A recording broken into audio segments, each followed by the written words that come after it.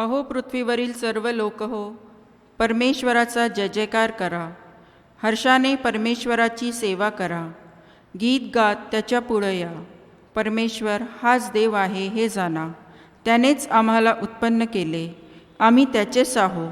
आम्ही त्याची प्रजा, त्याच्या कुरणातील कडा पाहू.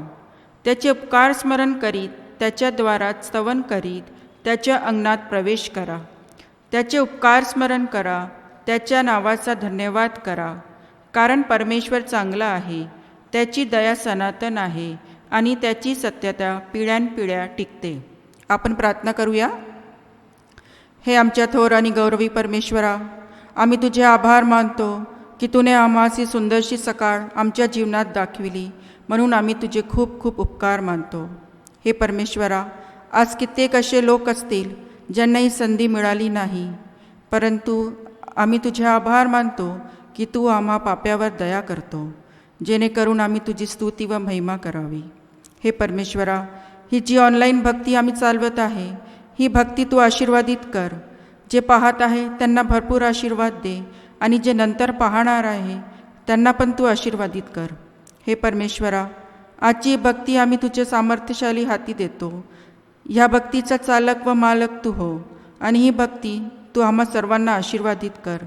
ही लहान विनंती आमचा धन्य तारणारा येशू ख्रिस्त याच्या गोड आणि प्रिय नावाने मागते, म्हणून तू ऐक. आमेन. प्रभू येशू ख्रिस्तामध्ये आपण सर्वांचा मी स्वागत करत आहे.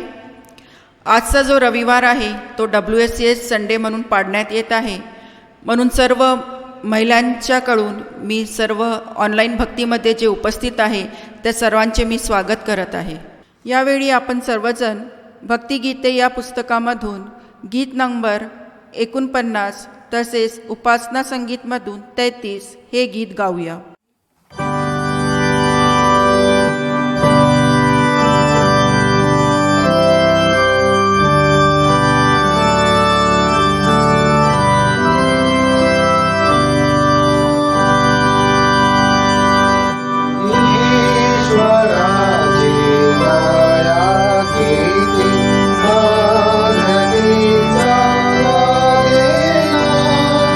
Yeah.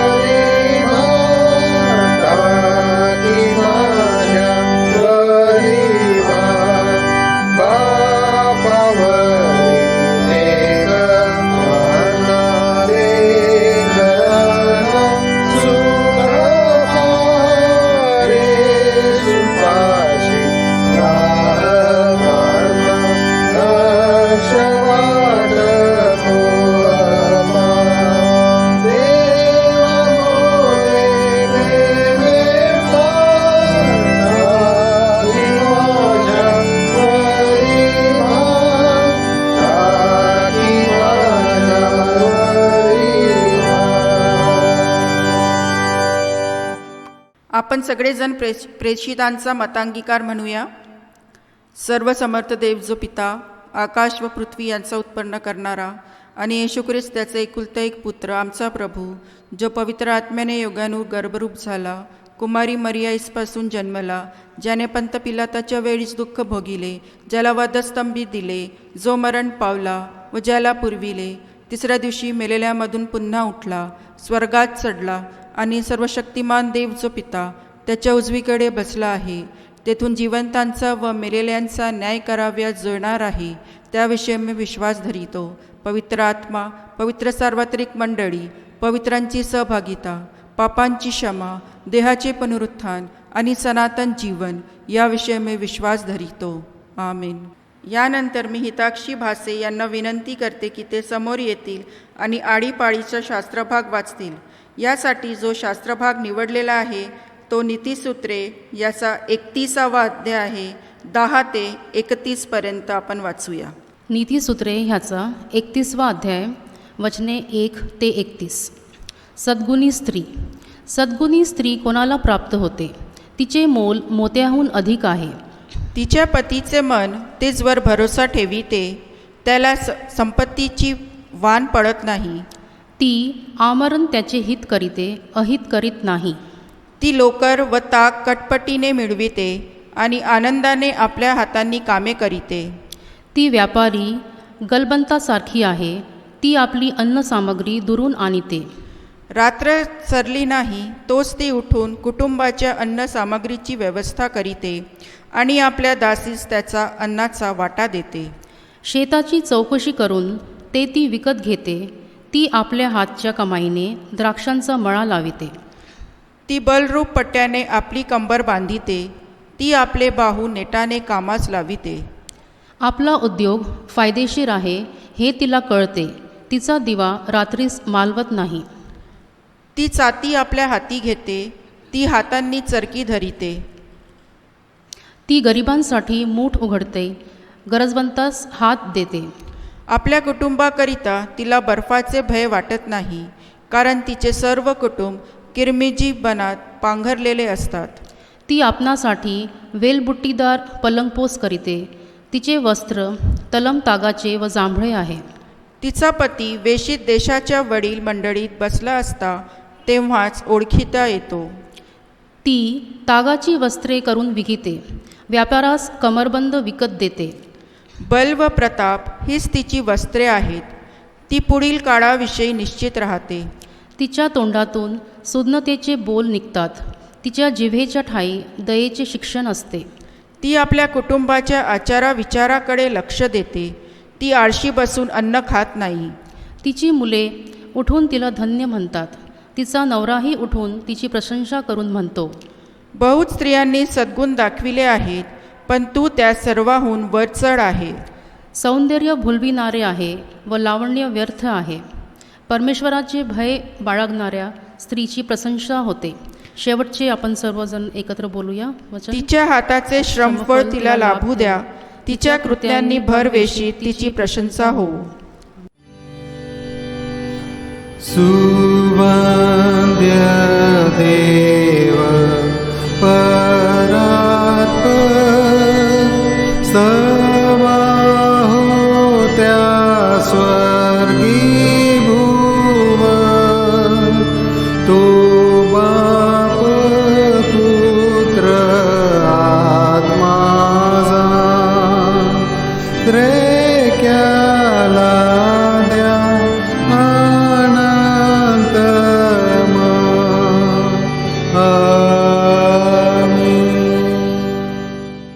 यानंतर मी सुधा मानकर यांना विनंती करते की ते आपल्यासाठी मध्यस्थीची प्रार्थना करतील. आपण प्रार्थना करू. हे सर्वसमर्थ परमेश्वर पिता, आम्ही तुझे मनापासून उपकार मानतो की तू आम्हाला रात्रभर सांभाळून ही सुंदर सकाळची वेळ तू आम्हाला भक्तीसाठी दिली म्हणचे उपकार मानते. या भक्तीत आम्ही जे काही करू ते तुला मान्य असू दे. हे देवप्पा, आम्ही मंडळीसाठी मागतो. हे देवा, मंडळीचे वडील वर्ग त्यांच्यावर तू आपला आश पाठव. त्यांना तू धैर्य सांत्वन दे आणि त्यांच्यासोबत तू आहेस असा जाणीव तू त्यांना होऊ दे. त्याचप्रमाणे हे देवप्पा, आमचे तरुण लेकरं या लॉकडाऊनमध्ये हे देवप्पा ते अस्थिर झाले आहे, तू त्यांचं सायन मदत कर आणि त्यांना तू धैर्य दे आणि त्यांचं तू मार्गदर्शन कर आणि त्यांचा तू सांभाळ कर, त्यांचं तू सहाय्य कर. त्याचप्रमाणे आमचे लहान लेकरं, त्यांच्यावरही तू आपला आशीर्वाद पाठव. त्यांना तुझा ज्ञानाचा कृपेचा हात त्यांच्यावर असू दे, त्यांचं तू मार्गदर्शन कर. त्याचप्रमाणे आमच्या देशावर तू आपला आशीर्वाद पाठव. आमच्या देशात जे पुढारी आहेत त्यांचं तू मार्गदर्शन कर. त्यांनी योग्य निर्णय घ्यावा म्हणून तू त्यांचं सायन मदत कर आणि त्यांनी तुला भिवून काम करावं असं तू होते. त्याचप्रमाणे हे देवपा, ह्या कोविड-19च्या परिस्थितीमध्ये तू आम्हा प्रत्येकांना सांभाळून ठेवलंस म्हणजे उपकार मानते देवा. तू आमचं सहाय्य केलं म्हणजे उपकार मानते देवा. प्रत्येक क्षणी तू आमच्यासोबत होता याची जाणीव तू आम्हाला होऊ दिली म्हणजे उपकार मानते देवा. तू आमच्यासोबत सतत आहेस म्हणजे उपकार मानते देवा. त्याचप्रमाणे हे देवप्पा, आमचे बिशप आणि त्यांचं कुटुंब, त्यांच्यावरही तो आपला आशीर्वाद पाठव. डिस्ट्रिक्टमध्ये DS आणि पाळक वर्ग आहे, त्यांच्यावरही तो आपला आश पाठव. त्यांच्या कुटुंबावरही तो आपला आश पाठव. या परिस्थितीमध्ये तू त्यांना धैर्य दे, सांत्वन दे आणि त्यांचं तू सांभाळ कर. त्यांना जी काही कमी घटी असेल ते देवा तू आपल्या सामर्थ्याने पूर्ण कर आणि सहाय्य मदत कर. आमच्या मंडळीवर तो आपला आशीर्वाद पाठव. आमच्या मंडळी करवे तो आपली स्तुती आणि गौरव अधिकाईने करून घे. आमचं तू मार्गदर्शन कर, आमचं तू सहाय्य कर आणि आम्हा करवे तो आपली स्तुती आणि गौरव अधिकाईने करून घे. आता जास्त काय मागू, मागण्यान कल्पनेपेक्षा अधिक देणारा पिता तूच आहे. ही लहानशी प्रार्थना येशू ख्रिस्ताच्या गोड आणि प्रिय नावाने मागते म्हणून तू ऐक. आमेन. प्रभूची प्रार्थना म्हणूया आपण. हे आमच्या स्वर्गातील पित्या, तुझे नाव पवित्र मानिले जाव, तुझे राज्य येऊ, जसे स्वर्गात जसे पृथ्वीवर येईल, तुझ्या इच्छेप्रमाणे हो. आमची रोजची भाकर आज आम्हास दे आणि जसे आमचे ऋणी सोडले आहे तसेच तू आमची ऋणी आम्हास सोड आणि आम्हास परीक्षेत आणून नकोस, तर आम्हास वाईटापासून सोडी. कारण की राज्य, सामर्थ्य आणि गौरव ही सर्व काळ तुझीच आहे. आमेन. आता आपण शास्त्रपाठ वाचनकडे वळूया. आजच्या मननाकरिता जो शास्त्रभाग निवडलेला आहे तो आहे एस्तेर याचा 4था अध्याय 12 ते 17पर्यंत. एस्तेर याचा 4था अध्याय 12 ते 17पर्यंत. हे वाचायला मी राहत सिंगला समोर बोलविते. आजचे मनन आणि चिंतनासाठी जो शास्त्रपाठ निवडलेले आहे तो आहे एस्तर याचा 4था अध्याय 12 ते 17 वचन. एस्तरचे हे म्हणणे मर्देखायास कळविण्यात आले तेव्हा त्याने त्याच्या हस्ते एस्तराला सांगून पाठविले की तू राजमंदिरात आहेस म्हणून तू यहुदी लोकांतून वाचून राहशील असे तुझ्या मनात वाटू देऊ नको. तू या प्रसंगी गप राहिलीस तरी दुसऱ्या कुठूनही यहुदीची सुटका व उद्धार होईल, पण मग तुझ्या व तुझ्या बापांच्या घराण्याचा नाश होईल. तुला या असल्याच प्रसंगासाठी राजपद प्राप्त झाले नसेल कशावरून. मग एस्तरने मर्दखयास उलट निरोप पाठविला की ज्या शूशन येथले सर्व यहुदी जमवा, माझ्याकरिता उपास करा. 3 दिवस व 3 रात्री अन्नोदक सेवू नका. मीही आपल्या दासीचा तसाच उपास करीन. असल्यास स्थिती नियमाविरुद्ध मी आत राजाकडे जाईन. मग मी मेले तर मेले.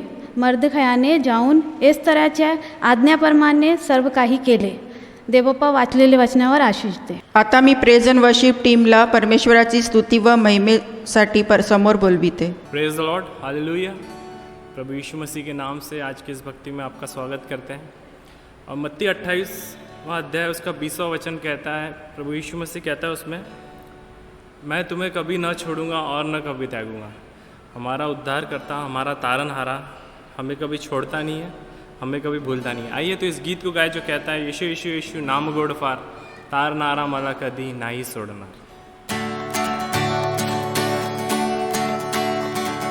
येशू येशू येशू नाम गोडफार, येशू येशू येशू नाम गोडफार, तारनारा मला कधी नाही सोडणार, तारनारा मला कधी नाही सोडणार, नाही सोडणार, नाही सोडणार, नाही सोडणार, नाही सोडणार, तारनारा मला कधी नाही सोडणार, तारनारा मला कधी नाही सोडणार. भयधरा भयधरा येशू नावाचे,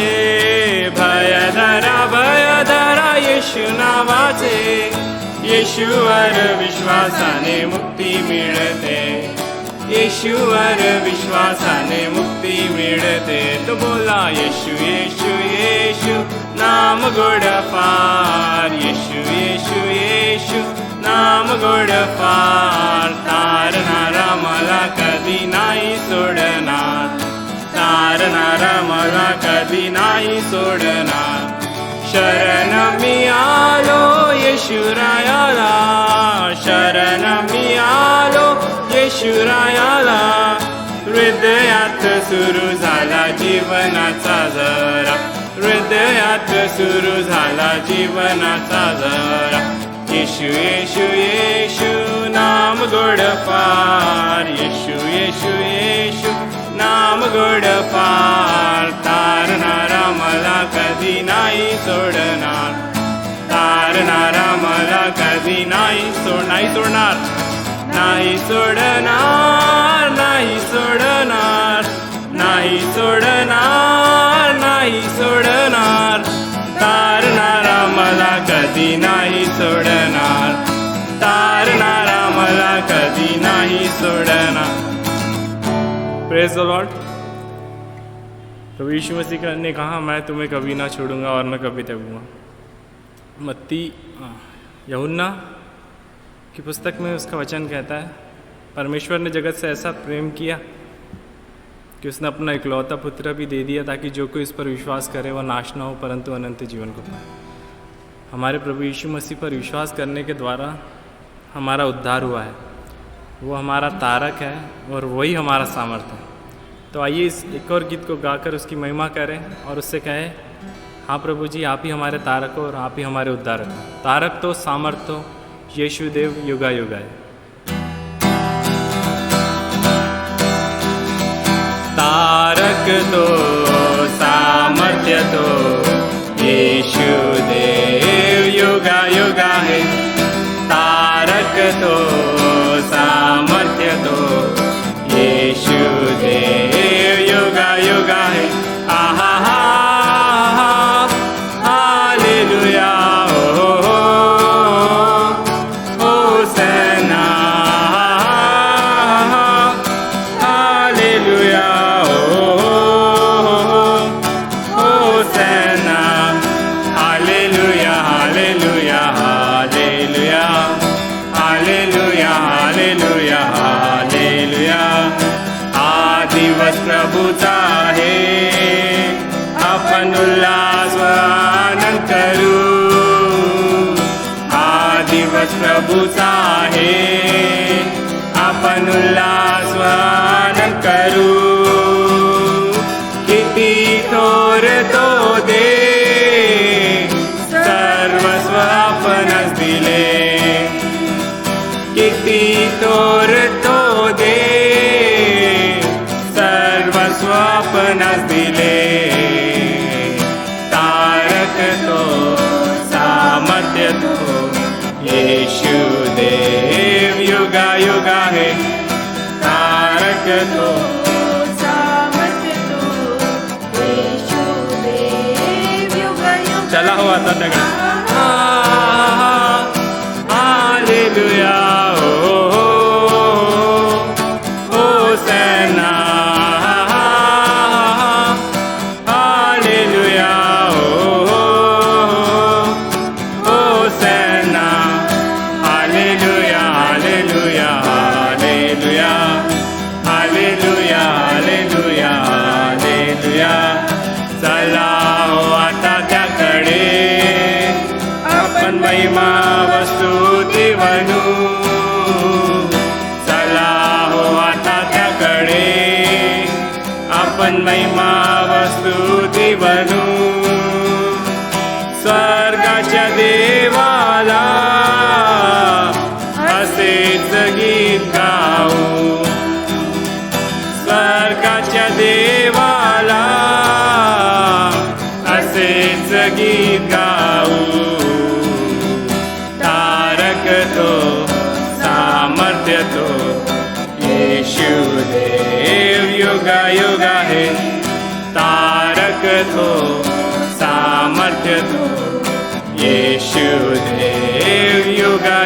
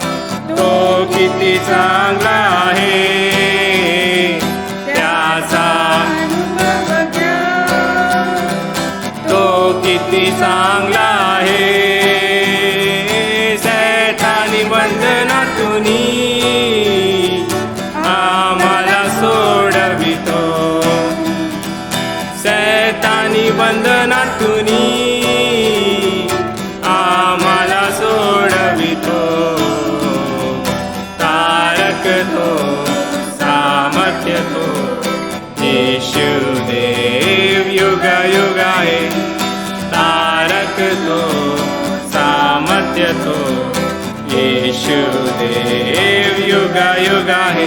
आहा हालेलुया ओ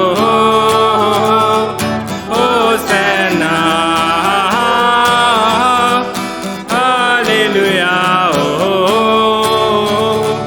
hosanna hallelujah hallelujah hallelujah hallelujah hallelujah hallelujah hallelujah hallelujah. आइए अपनी आंखों को बंद करें, अपने सरों को झुकाएं और इस समय प्रभु की उपस्थिति में चलें। जिसने आकाश और पृथ्वी को बनाया, जिसने हम सबको बनाया, हमारा परमेश्वर, उसकी जय गाए, उसके नाम का धन्यवाद करें, उसकी महिमा करें, क्योंकि हमारा प्रभु यीशु मसीह इस संसार में पिता की इच्छा को पूरी करने आया। वो चंगाई देता था, मतलब हमारे पिता की इच्छा ही हमारे लिए चंगाई की है। वो नहीं चाहता कि हम बीमारी में रहें, या हम गरीबी में रहें, या हम मुसीबत में रहें, बल्कि दूसरा कुरिन्थियों 5:21 के अनुसार हमारे दुख, तकलीफ, परेशानियाँ, बीमारियाँ, मुसीबतें, सब कुछ उस कलवरी की क्रूस पर प्रभु यीशु मसीह पर डाली गई थी और बदले में हमें उसकी धार्मिकता मिली। और परमेश्वर का वचन कहता है, धर्मी जन के निकट 1000 दाहिनी और 10,000 गिरेंगे, परंतु कोई उन्हें हानि नहीं पहुंचा पाएगा। कोई दुख तेरे डेरे के निकट ना आएगा, परमेश्वर ने हमसे वादा किया। तो उस संसार के बनाने वाले परमेश्वर की आज महिमा करें और उसका धन्यवाद करें। सारी सृष्टि के मालिक तुम ही हो, सारी सृष्टि के रक्षक तुम ही हो। करते हैं तुझको सादर प्रणाम, गाते हैं तेरे ही गुण। सारी सृष्टि के मालिक, सारी सृष्टि के मालिक तुम ही हो, सारी सृष्टि के रक्षक तुम ही हो। करते हैं तुझको सादर प्रणाम, गाते हैं तेरे गुणगान। Hallelujah hallelujah hallelujah hallelujah hallelujah hallelujah hallelujah आमीन। सारी सृष्टि को तेरा सहारा, सारे संकट से हमको बचाना। तेरे हाथों में जीवन हमारा है, इस शाहों पे हमको चलाना। सारी सृष्टि को तेरा सहारा, सारी सृष्टि से हमको बचाना। तेरे हाथों में जीवन हमारा है, अपनी राहों पे हमको चलाना। Hallelujah hallelujah hallelujah hallelujah hallelujah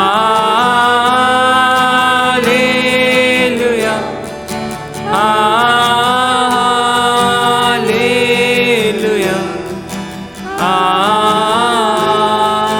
hallelujah आमीन। सचमुच प्रभु जी आपके नाम की स्तुति करते हैं, हम आपके नाम का धन्यवाद करते हैं प्रभु जी, क्योंकि प्रभु जी संकट के समय आप ही हमारे शरण स्थान और मजबूत गढ़ हो प्रभु जी। और प्रभु जी मुसीबत के समय प्रभु जी हम आपके हाथ के नीचे शरण लेते प्रभु जी। प्रभु जी सारे संकट के समय प्रभु जी हम सिर्फ और सिर्फ आपको पुकारते प्रभु जी। चर्च ये समय है हमारे प्रभु यीशु मसीह का, हमारे पिता का धन्यवाद करने का, क्योंकि भजन संहिता 91 में इसका वचन कहता है वह तुझे महामारी से बचाया और उसने हमें महामारी से बचा के रखा है। एक बार फिर हम सब मिलकर उसका धन्यवाद करें, उसकी स्तुति गाएं, क्योंकि परमेश्वर पर भरोसा रखना इंसान पर भरोसा रखने से कई उत्तम है, उसका वचन कहता है। Hallelujah, hallelujah, hallelujah,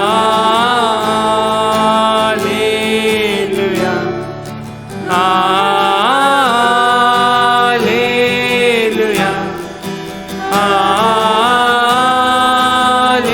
hallelujah, hallelujah, hallelujah, आमीन। आइए हम प्रार्थना करें। आपण प्रार्थना करू।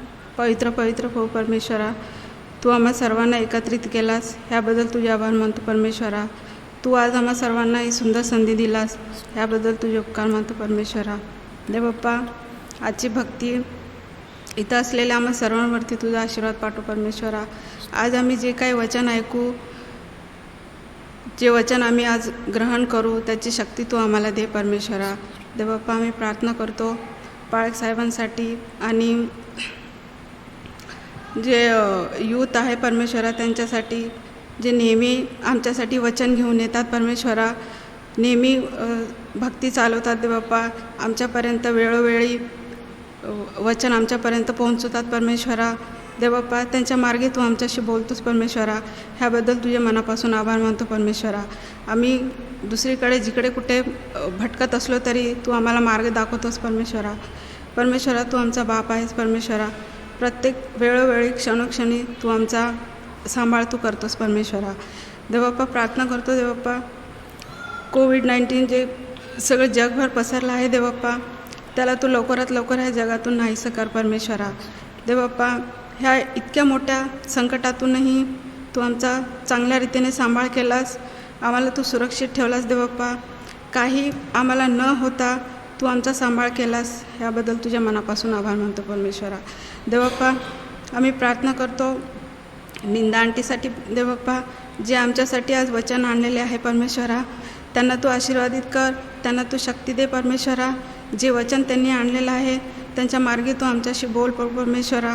देवबाप्पा, त्यांचा तू सांभाळ कर देवबाप्पा परमेश्वरा।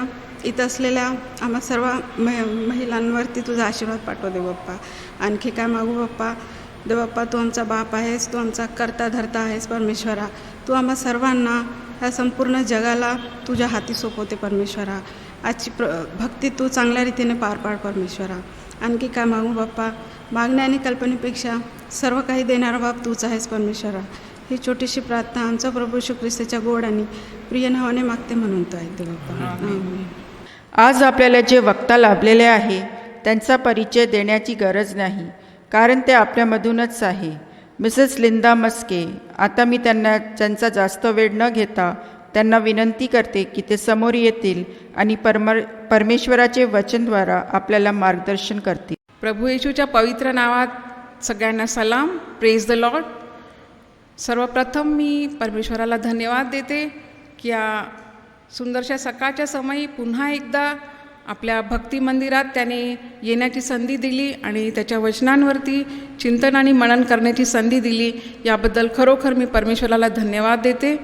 तसंच मी पाळक साहेबांचा देखील आभार मानते की त्यांनी मला या योग्य समजलं की मी आज वचनांवरती आपल्या सर्वांसमोर बोलावं, आणि त्याचप्रमाणे मी आमच्या महिला मंडळाचा देखील आभार मानते की त्यांनी आज ही संधी मला दिलेली आहे। तर प्रियानो, आपण मागच्या वेळेस जेव्हा भेटलो होतो किंवा आपण जे मागील दिवसांमध्ये होतो, तर त्यावेळेस आपण उपास आणि प्रार्थना याच्यामध्ये होतो, नाही का? तेव्हा त्यावेळेस दुःख सहनाच्या दिवसांमध्ये आपण होतो आणि त्यावेळेस आपण एक आध्यात्मिक उन्नतीकडे वाटचाल करत होतो, एक आध्यात्मिक शुद्धीकरणाच्या प्रक्रियेतून जात होतो. कारण त्यावेळेस तोच एक असा समय असतो की ज्यावेळेस आपले सगळे लोक एकत्र येऊन त्याच एका समयामध्ये आपण एकत्र जमतो आणि एकत्र सहभागिता करतो, परमेश्वराचा आपण पश्चाताप करतो आणि त्या समयामध्ये आपण चाललेलो होतो. आणि त्याच वेळेस कोविड-19 नावाचा काहीतरी एक भयंकर प्रकार आपल्या देशामध्ये आला.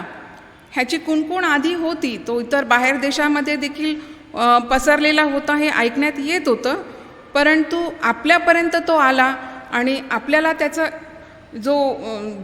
जशा प्रकारे तो आपल्याला त्यांनी घेरलं हे बघून खरोखरच आपण सगळेजण स्तब्ध झालो.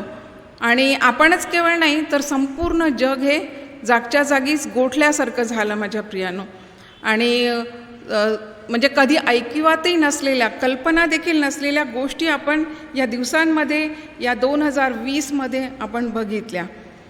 आणि त्याच्याचबद्दल आपण म्हणतो की हे जुन्या करारामध्ये आपल्याला या गोष्टींचा उल्लेख होता आणि आपण त्याच्याकडे त्यावेळेस इतक्या गंभीरतेने बघितलं नव्हतं किंवा आपण वाचत होतो, परंतु आपल्याला ते खरोखर कधी समक्ष होईल ह्याची कल्पना नव्हती. आणि या गोष्टी जेव्हा आपण बघितल्या तेव्हा खरोखर म्हणजे कल्पनेच्या पेक्षाही खूप काहीतरी मोठं हे झालेलं होतं. सर्व प्रकारचे शाळा, कॉलेजेस बंद, सगळ्या गाड्या थांबलेल्या, बसेस थांबलेल्या, विमानं सगळे थांबलेले आणि सर्व जग जसं काही फ्रीज झालं होतं, गोठून गेलं होतं. आणि आपण या अशा भयंकर प्रकारातून चाललेलो होतो प्रियानो. आणि त्याच वेळेस म्हणजे सर्व लोकांना काही कळतही नव्हतं. अनेक प्रकारचे अडचणी लोकांसमोर होत्या. कोणी कुठे गेलेलं आहे ते तिथेच अडकलेले होते, कित्येकांच्या नोकऱ्या गेल्या आणि पुष्कळ प्रकारच्या वाईट प्रसंगामधून हे जग जात होतं. त्याचप्रमाणे जर आपण बघितलं तर आपल्याला पवित्र शास्त्रामध्ये निर्गमाच्या पुस्तकामध्ये 30वा अध्याय 18 ते 21 वचनामध्ये प्रियानो आपल्याला या गोष्टीचं वर्णन बघायला मिळतं. कारण एकदा या पुन्हा नव्याने आपल्याला शिकवलं की हात कसे धुवायचे. आता हे आपण कधी, आता लहान लहान लेकरं देखील आपल्याला शिकवतात की हात कशा प्रकारे धुवायचे. म्हणजे इतकं सूचना दिल्या गेल्या, इतक्या सूचना एक आपल्या सेफ्टीसाठी, की त्याचा परिणाम असा झाला की आता लेकरं पण आपल्याला करून दाखवतात की कशा प्रकारे हात धुतले पाहिजे, कशा प्रकारे मास्क लावला पाहिजे. आणि तेच आपण जर इथे जुन्या करारात बघितलं प्रियानो तर ह्याचे उल्लेख आपल्याला दिसतात. म्हणजेच काय आहे की पवित्र शास्त्र हे पूर्णत्वाकडे जात आहे की काय, असं हाच तो समय आहे का असं आपल्याला वाटत आहे.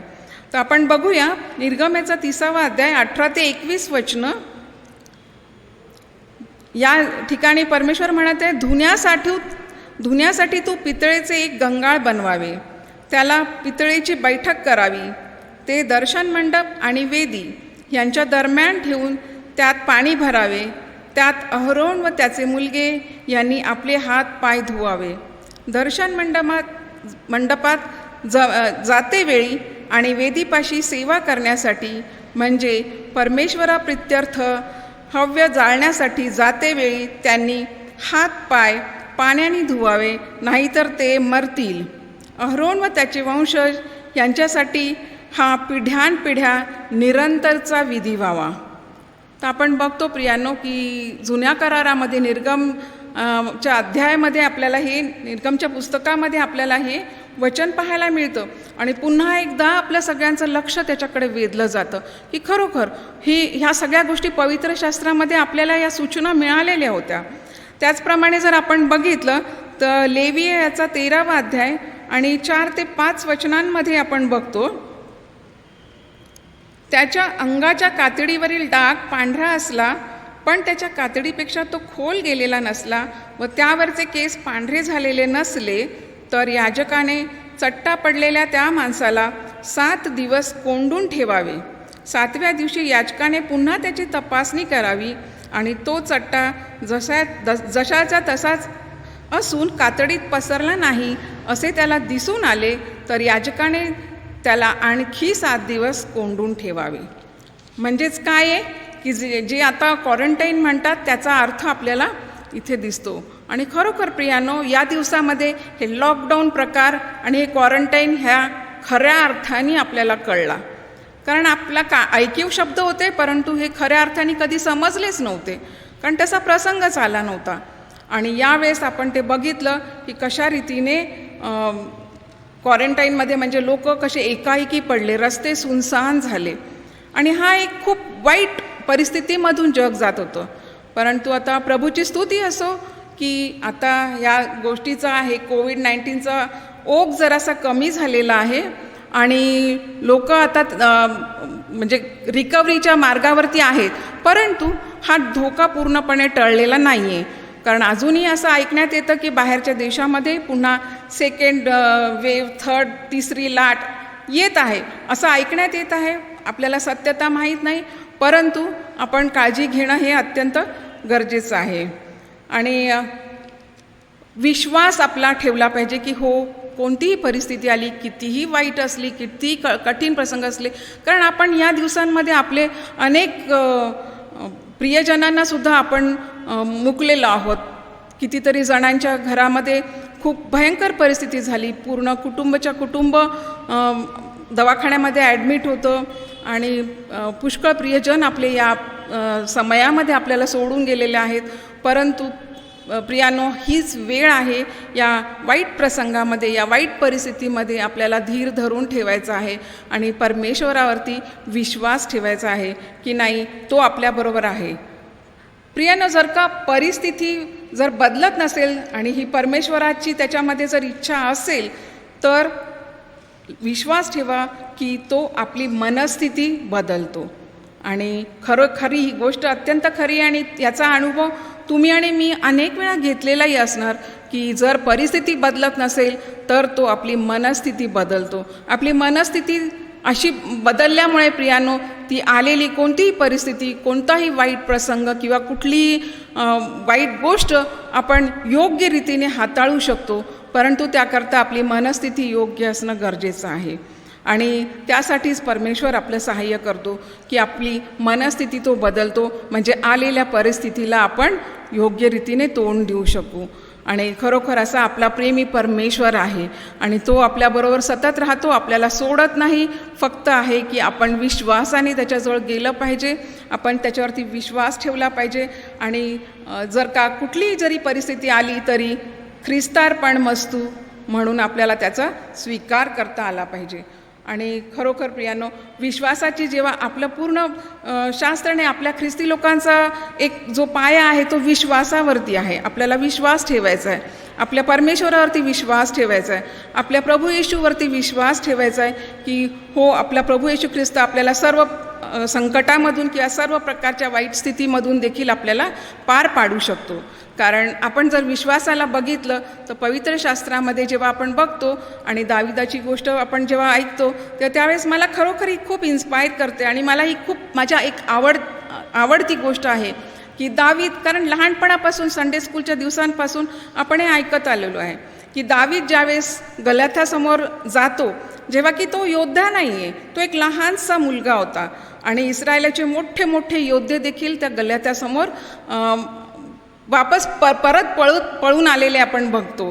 त्यांनी हार स्वीकारलेली आहे आणि त्यांना खरंच तो अक्राळ विक्राळ असा गल्ल्यात त्यांना नेस्तनाबूत करताना आपण बघतो आणि सगळ्या इस्रायल सैनिकांमध्ये एकदम भीतीचं वातावरण असं होतं. परंतु त्या ठिकाणी राजाकडून, शौलाकडून परवानगी घेऊन दावीद त्याचा सामना करायला जातो अत्यंत विश्वासाने. काय त्याचा स्वतःच्या बळावरती विश्वास होता की त्याच्याकडे तर काहीच नव्हती, तो योद्धासुद्धा नव्हता, त्याला कसल्या प्रकारची ट्रेनिंग नव्हती, त्याने कुठली शस्त्रसामग्री त्याला ती धारण करून चालता येत नव्हतं. म्हणून तो अगदी जसा आहे तसाच तो त्याच्या समोर गेला आणि त्याचा संपूर्ण विश्वास परमेश्वरावरती होता. आणि त्यांनी तिथे डिक्लेअर केलं, माझ्या प्रियांनो, त्यांनी घोषणा केली की आज परमेश्वर तुला माझ्या हाती देईल, मी तुझा वध करीन व तुझे शिर धडावेगळे करीन. आणि आज बलिष्ठ सैन्याचे प्रेत मी आकाशातील पक्षी आणि वनपशूंना देईन. म्हणजे इस्रायलामध्ये देव आहे हे अखिल सृष्टीला विदित होईल. खरोखर प्रियानो, किती सुंदर वचन आहे आणि किती आत्मविश्वासाने भरलेले, हाईट ऑफ कॉन्फिडन्स आपण म्हणू शकतो प्रियानो, की किती त्याचा परमेश्वरावरती विश्वास आहे, किती मोठा विश्वास आहे की त्यांनी आधीच डिक्लेअर केलं युद्ध, त्यांनी तो त्याच्यासमोर जाऊन उभा राहिला, परंतु त्याचं अक्राळ विक्राळ स्वरूप बघून सुद्धा तो घाबरला नाही, कारण त्याचा परमेश्वर त्याच्याबरोबर होता आणि त्याचा विश्वास आपल्या देवावरती होता, स्वतःच्या सामर्थ्यावरती नव्हता, परंतु तो त्याचा विश्वास आपल्या परमेश्वरावरती होता. आणि तो अशा रीतीने आधीच घोषणा करतो की मी आज तुझा वध करणार आहे.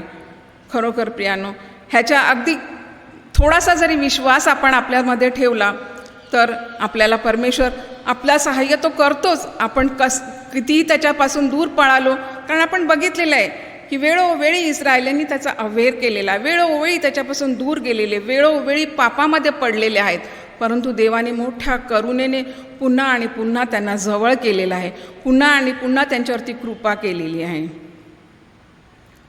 तर प्रियानो, आज आपण ज्या गोष्टीवरती चिंतन आणि मनन करणार आहोत ती आहे की वाईटावरती चांगल्याचा विजय हा होतोच. वाईटावरती चांगल्याचा विजय हा होतो, परंतु आपल्याला धीराने धावावं लागतं, कारण परमेश्वरावरती विश्वास ठेवावा लागतो. आणि या संदर्भात आज जसं आपण WSCS संडे साजरा करत आहे आणि त्या अनुषंगाने आपण एक आज स्त्रीच्या बद्दलच आपण एक पाहणार आहोत.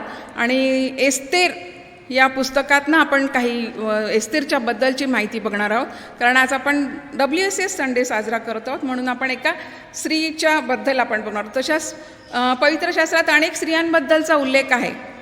देबोरावरती पण आता आपण पाळक साहेबांनी आपली सिरीज सुरू केलेली आहे आणि एकच भाग अजून झाला आहे आणि खूप उत्सुकतेने वाट बघत आहे की कधी अजून आपण त्याच्यामध्ये पुढे जाऊ, कारण खूप सुंदर रीतीने त्याचं बॅकग्राऊंड त्यांनी वर्णन केलेलं आहे आणि ते ऐकून ती उत्सुकता खूप वाढलेली आहे की खरंच ते ऐकण्याची अजून असं वाटत आहे की पुन्हा लवकरच आपण ती ऐकावी आणि पाळकसाहेब त्याची सुरुवात करणारच आहेत.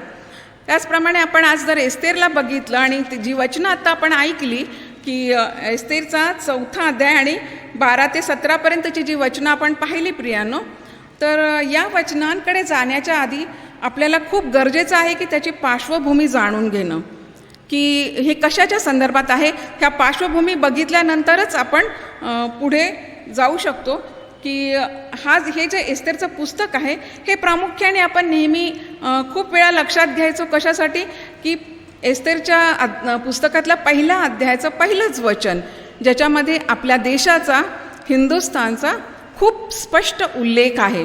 आणि हे नेहमी आपण जेव्हा कधी आपल्या देशाविषयी बोलताना की ह्याच्या सांगताना आपण नेहमी हे वचन सांगतो की हो, हिंदुस्थानचा उल्लेख शास्त्रामध्ये एस्तेरच्या पहिल्या अध्यायात आपल्याला पहिल्याच वचनात सापडतो, खूप स्पष्टपणे लिहिलेलं आहे.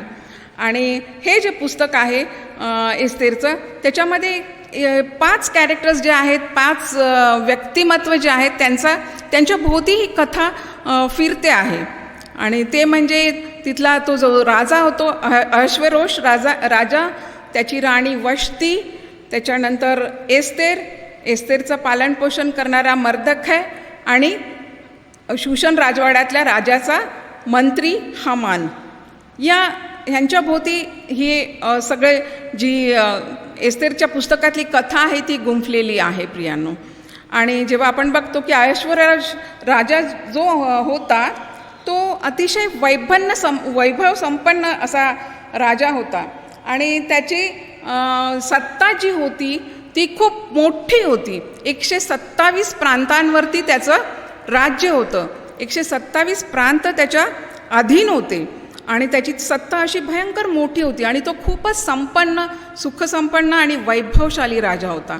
आणि त्यावेळेसची ही प्रथा होती की राजा जो होता तो वेळोवेळी वेगवेगळ्या प्रसंगी आपल्या मंत्र्यांना तसंच वेगवेगळ्या प्रांतातल्या लोकांना मेजवानी देत असेल. आणि या पुस्तकामध्ये खूप साऱ्या मेजवान्यांचा उल्लेख आपल्याला दिसतो की बऱ्याच वेळा मेजवानी दिली गेलेली आहे आणि राणीसुद्धा स्त्रियांना मेजवानी देत असे. आणि अशाच एका मेजवानीचा उल्लेख इथे आहे की राजा मेजवानी देत होता आणि अर्थातच तो खूपच वैभवशाली होता, सुखसंपन्न होता.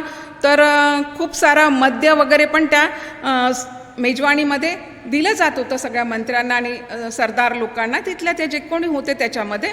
आणि इकडे वष्टी राणी जी होती तिच्याबद्दल पण सांगितले की ती खूप सुंदर होती, रूपवती होती आणि ती पण ती स्त्रियांच्यासाठी ती मेजवानी देत होती, स्त्रियांना मेजवानी देत होती. आणि त्यावेळेस असं हे मेजवानी ह्यांची काही दिवस चालायची. आणि राजाचे जेव्हा ते मेजवानी सुरू होती तर 7व्याच दिवशी काय झालं की राजा हा मद्याच्या अंमलाखाली आला आणि त्यांनी एकदम फरमान सोडलं की त्याला की राणीला त्यांनी एक निरोप दिला, पाठवला की राणीला म्हणाव की तू तयार होऊन सुंदर तू या सभेमध्ये किंवा या त्यांच्या ज्या सभेमध्ये तू ये, कारण त्याला दाखवायचं होतं की त्याची राणी किती सुंदर आणि किती सौंदर्यवती आहे. म्हणून त्यांनी ते तसं फरमान काढलं.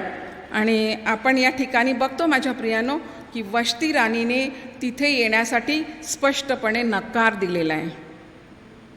आणि खरोखर प्रियानो तिने आपल्या स्वतःच्या सौंदर्याचं प्रदर्शन किंवा तिथे त्या मद्यधुंद लोकांसमोर जाण्यासाठी तिने स्पष्ट नकार देऊन तिने तिच्या स्त्रीत्वाचा अपमान होऊ दिलेला नाही. आणि ही खरंच अभिमानाची गोष्ट आहे माझ्या प्रियानो.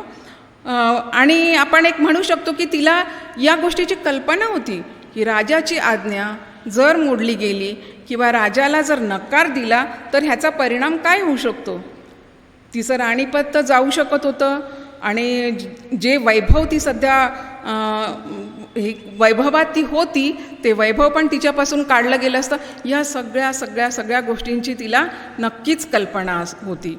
परंतु तरी देखील तिने या स्वतःचा अपमान करून घेण्यासाठी त्या सभेमध्ये जाण्याचं तिने नाकारलं प्रियांनो. आणि खरोखर आपण म्हणू शकतो की पुढच्या ज्या परमेश्वराची जी पुढील योजना होती त्या योजनेसाठी इथे तिने जागा करून दिलेली आहे. परमेश्वराची योजना पूर्ण होण्यासाठी वष्टी राणीचा एक पाऊल मागे गेलेला आहे आणि तिला त्या राणीपदावरून तिला उतरावं लागलेलं आहे. कारण मग त्याचे मंत्री त्याला सल्ला देतात राजाला की वष्टी राणीचं बघून कदाचित सर्व स्त्रिया अशाच वागतील आणि आपल्या पतीला मान देणार नाही, त्याचं म्हणणं ऐकणार नाहीत. आणि खरोखर प्रियानो आणि हा निर्णय त्यांनी म्हणजे योग्य मनस्थितीमध्ये घेतलेला नव्हता हे आपल्याला कळतं. कारण 2 अध्यायाच्या पहिल्याच वचनात म्हटलेलं आहे की अहश्वेरोष राजाचा राग शमला तेव्हा त्याने वष्टीने काय केले होते व त्यामुळे तिच्या विरुद्ध काय ठराव झाला होता याचे स्मरण झाले. म्हणजेच काय आहे की ज्यावेळेस त्यांनी हा आदेश दिला होता, ज्यावेळेस त्यांनी हे फरमान काढलं होतं त्यावेळेस त्याला त्या गोष्टीचं काहीही त्याला माहिती नव्हती की तो काय बोलत आहे किंवा त्यांनी काय फरमान काढलेलं आहे.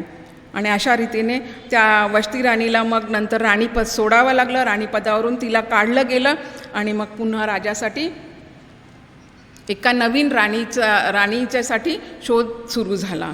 आणि त्या शोधामध्ये जेव्हा सगळ्या कुमारिकांचं जेव्हा बोलवलं गेलं आणि त्याच्यामध्ये एस्तेर ही देखील एक होती. एस्तेर ही एक यहुदी मुलगी होती आणि एस्तेरबद्दल सांगितलेलं आहे की तिचं नाव हिब्रू नाव हे हदस्सा होतं. हदस्सा उर्फ एस्तेर. हदस्सा म्हणजेच हिब्रू भाषेमध्ये हदस्साला मेहंदी असं मेहंदीचं झाड मेहंदी म्हणतात.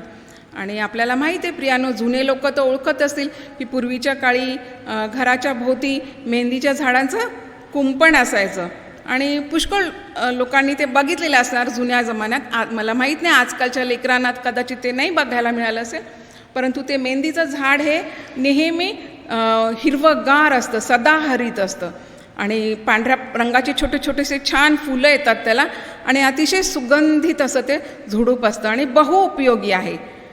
आणि त्या झाडाचं त्यावेळेस त्या काळामध्ये त्याला फलद्रुपता मेहंदीच्या झाडामुळे आहे असं समजलं जायचं.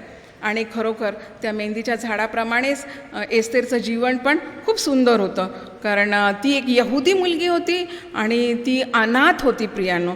लहान असल्यापासून तिचे आईवडील नव्हते आणि तिचा सांभाळ तिचा चुलत भाऊ जो होता मर्दखय हा यहुदी मनुष्य होता आणि तो अतिशय त्याच्यासाठी बायबल सांगतं की तो भला माणूस होता. ज्यावेळेस नबुकदनेस्सर राजाने काही यरुशलेमेवरती चाल करून लोक बंदिवान करून आणले ते.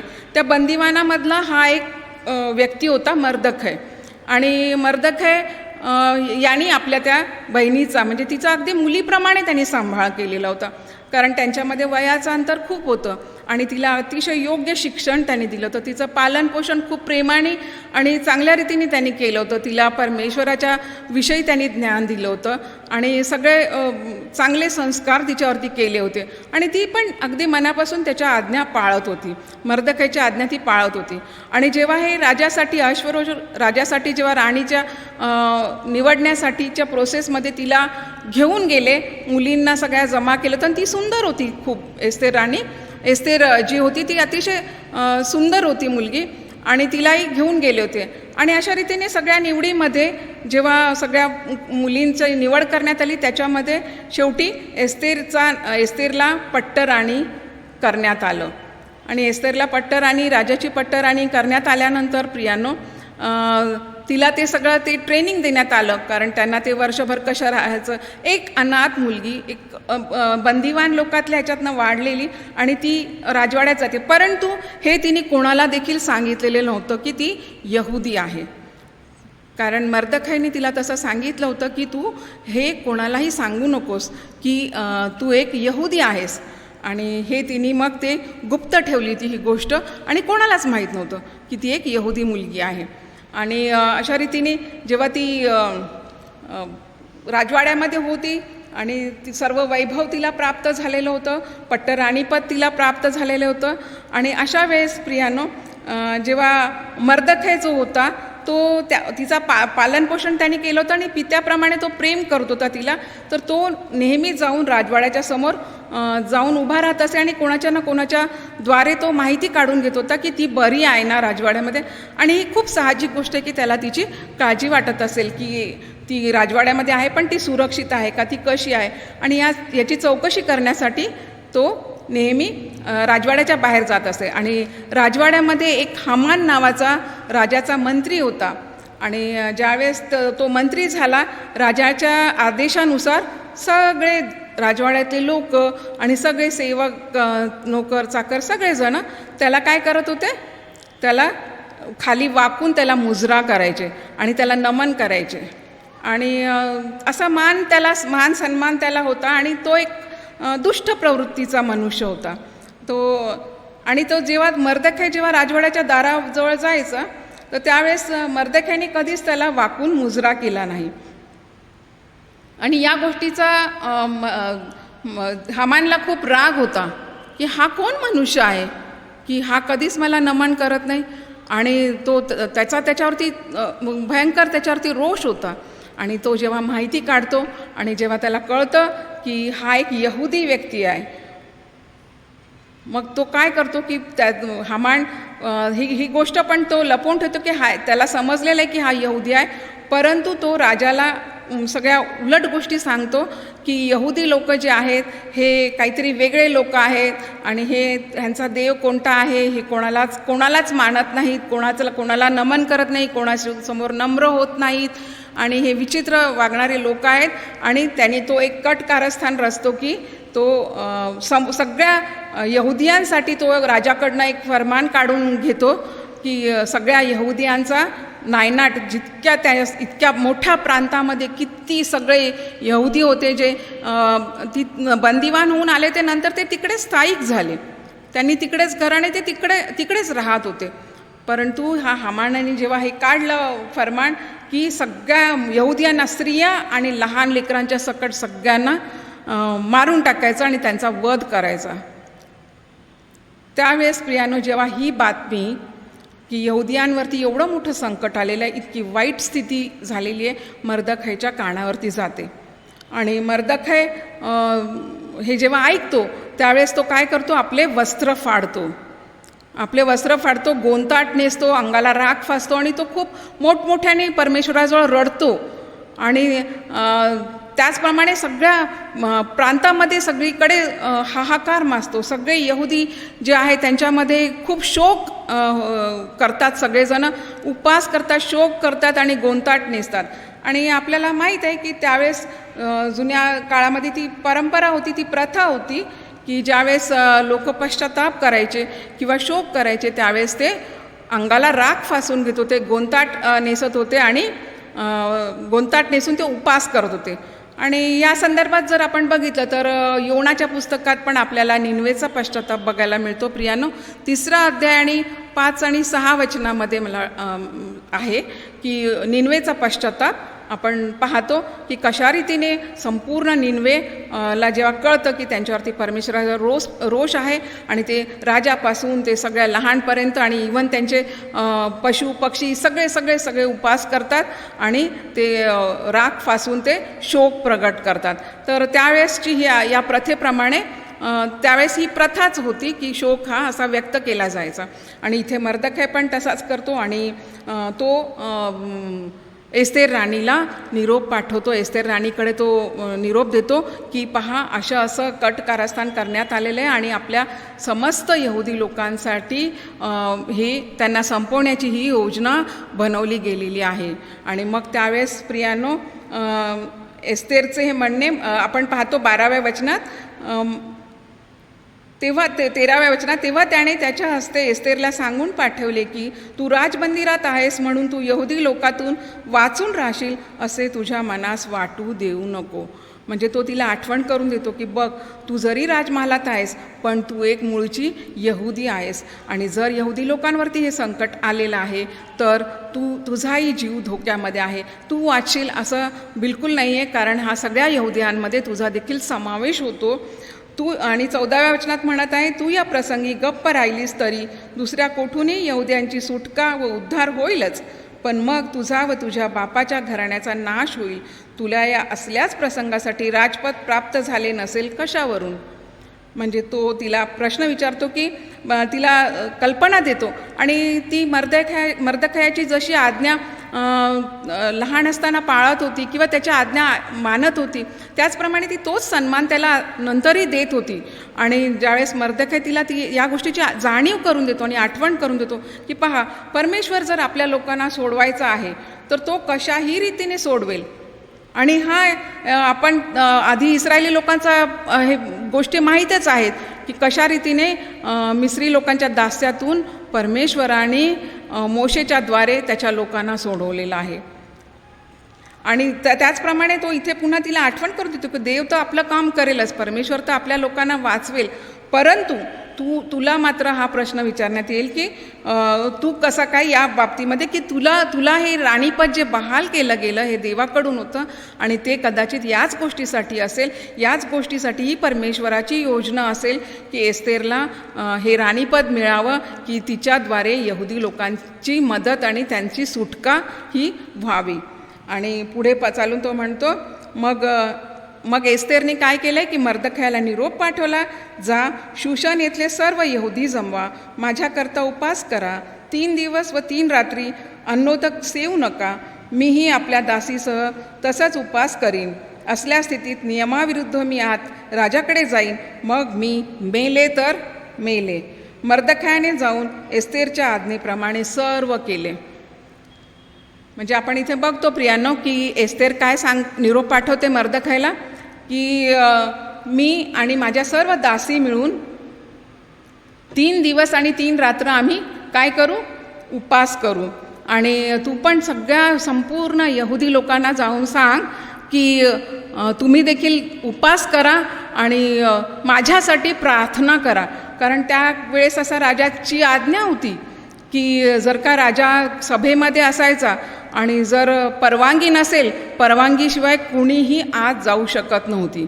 आणि इथे तर आपण बघतो की इमर्जन्सी होती की यहुदियांना बिलकुल फरमान निघालं होतं की त्यांचा वध करण्यात यावा आणि तिला जाणं हे अगदी जरुरी होतं, अगदी गरजेचं होतं. आणि प्रियांनो ती सगळ्या आपल्या लोकांना सांगते की तुम्ही देखील माझ्यासाठी काय करा, उपास करा आणि प्रार्थना करा. आणि उपास आणि प्रार्थनेचं महत्त्व तर आपण जाणतोच प्रियांनो. आपल्या ख्रिस्ती जीवनामध्ये उपास आणि प्रार्थनेला अत्याधिक महत्त्व आहे ना.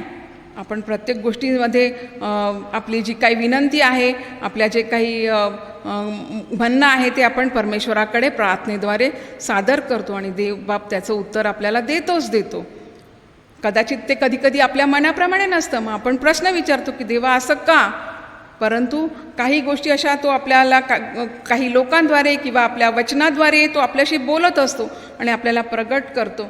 आणि खरोखर आपल्यानंतर ते लक्षात येतं की होय परमेश्वरा, आणि आपण मग स्वतःला त्याच्यासमोर समर्पित करतो, त्याला समर्पण आपलं करतो आणि आपण आपल्याला ते सामर्थ्य परमेश्वराकडून प्राप्त होते. गोष्टी स्वीकारणं पण सोप्या नसतात, कारण आपण जगिक जीवनामध्ये आहोत प्रभू. आणि प्रियांनो, आपण बघतो की जगिक जीवनामध्ये थोडं जरी संकट आलं, थोडी जरी परिस्थिती वाईट झाली तरी आपण डगमगून जातो, आपला विश्वास हलतो आणि आपण परमेश्वरापासून दूर व्हायला लागतो.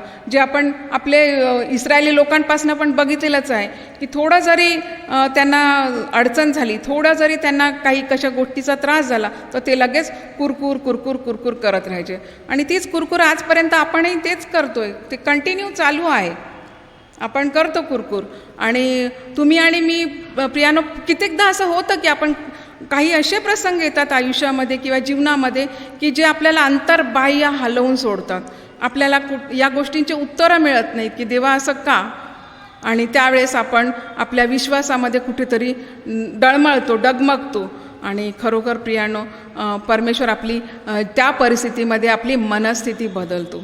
आणि मनस्थिती बदलल्यानंतर हळूहळू आपल्याला त्या परिस्थितीचा स्वीकार करणं सोपं होतं, किंवा त्या परिस्थितीचा स्वीकार आपण ख्रिस्तार्पण मस्तू म्हणून करायला शिकतो की देवा ठीक आहे, तुझी इच्छा माझ्या जीवनात पूर्ण होत आहे, मला शक्ती दे आणि सामर्थ्य दे. आणि खरोखर तूच मला चालवणारा आमचा महान परमेश्वर आहेस. त्याचप्रमाणे आपण बघतो की एस्तेर राणी जी आहे ती जेव्हा सगळ्या लोकांना सांगते की माझ्यासाठी उपवास करा आणि मी प्रार्थना करा, मग त्याच्यानंतर मी जाईन आणि राजाच्या समोर जर मला दंड झाला किंवा मला होऊ शकत होतं की तिचा वधसुद्धा केला जाऊ शकत होता, आणि त्यासाठी तिची मानसिक तयारी बिलकुल झालेली होती. आणि ती म्हणते की त्यानंतर जर मी मेले तर मेले, म्हणजे या गोष्टीची पण तिची तयारी असते की जरी तिचा प्राण गेला तरी तिला त्या गोष्टीची फिकर नाही, परंतु जे काम तिला आपल्या लोकांसाठी करायचं आहे, जे कामासाठी परमेश्वराने तिची योजना केलेली आहे ते तिला पूर्ण करायचंच आहे. खरोखर प्रियानो, आपण बघतो या ठिकाणी एस्तेरचं जे विश्वास आहे आणि तिच्याद्वारे जे कार्य झालेलं आहे, मग पुढे चालून आपण बघतो की राजा तिला बघून आनंदित होतो आणि तो तिला अभयदान देतो. आणि त्याच्यानंतर सगळ्या गोष्टीनंतर मग पुढे उघड होत जातात. हामानाचं कारस्थान उघड केलं जातं आणि त्यानंतर प्रियानो यहुदी लोकांना अभयदान मिळतं. त्यांना जी शिक्षा दिलेली असती किंवा त्यांच्यासाठी जे फरमान काढलेलं असतं ते रद्द केलं जातं आणि ते तिथे आनंदाने ते असतात आणि विजय उत्सव करत असतात. त्याच्यानंतर त्यांचे जे विरोधक असतात त्या सगळ्यांवरती ते विजय प्राप्त करतात. परमेश्वर त्यांचं तिथे सहाय्य करतो, मदत करतो आणि जेव्हा ते विजयी होतात तेव्हा त्यांचा विजय बघून, त्यांचा विश्वास बघून जे इतरही अनेक परधर्मीय लोक तिथे होते त्यांनी देखील इथे स्पष्टपणे सांगितलेलं आहे शास्त्रामध्ये की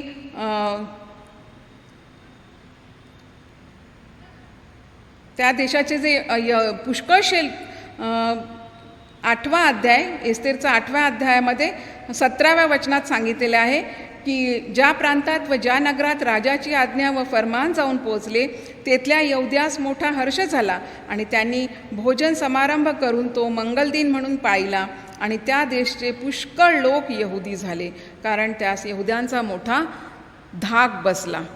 म्हणजे आपण बघतो प्रियानो, कितीतरी लोक परमेश्वराकडे वळलेले आपण या ठिकाणी बघतो आणि यहुद्यांना एवढा मोठा विजय परमेश्वर प्राप्त करून देतो आणि त्याच्यानंतर ते लोक निर्भयपणे आपला आनंदोत्सव साजरा करतात.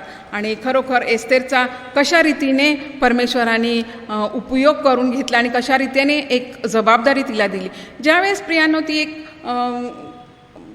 अनाथ मुलगी होती आणि एक म्हणजे बंदिवानातल्या लोकांमध्ये ती मोठी झालेली होती, तर एक साधारण वातावरणात वाढलेली मुलगी एकदम तिला राजवैभव प्राप्त होतं आणि जेव्हा तिला एवढं मोठं पट्टराणीपद मिळतं आणि जेव्हा आपल्याला माहीत आहे प्रियानो की जेव्हा मोठं पद मिळतं मोठी खुर्ची मिळते, त्यावेळेस त्याचबरोबर तितकी मोठी जबाबदारी देखील मिळते. तितकी मोठं त्याबरोबर तुम्हाला त्यागसुद्धा करावा लागतो त्या पदाच्या मुळे. कित्येक गोष्टीसाठी तुम्हाला त्या पदाला शोभेल अशा तुम्हाला तिथे ठेवावे लागतात. आणि प्रियांनो, आपण पाहिलेलं आहे की एस्तेरनी कशा रीतीने आपल्या पदाचा उपयोग कशा रीतीने आपल्या लोकांना सोडवण्यासाठी करून घेतलेला आहे.